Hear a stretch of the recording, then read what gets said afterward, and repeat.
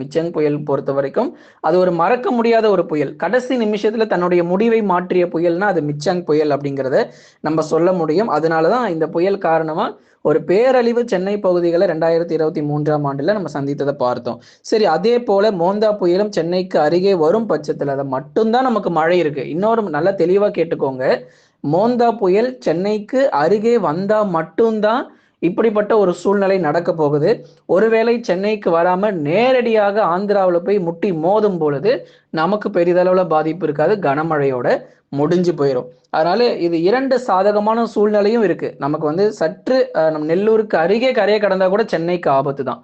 நெல்லூர் வந்தா கூட சென்னைக்கு பிரச்சனை தான். திருப்பதி நெல்லூர் பக்கம் கரையை கடந்தாலும் சென்னைக்கு மிகப்பெரிய ஒரு ஆபத்து காத்துக்கிட்டு இருக்கு அப்படிங்கிறத நம்ம சொல்லணும். ஏன்னா அது கரையை கடக்கக்கூடிய இடம் முக்கியம் அல்ல, அதனுடைய சுற்று பகுதிகள், அந்த மேகக்கூட்டங்கள் எந்த அளவுல அடர்த்தியாக இருக்கிறது, டென்சிட்டி என்று சொல்லப்படும் அந்த மேகக்கூட்டங்கள் அடர்த்தியான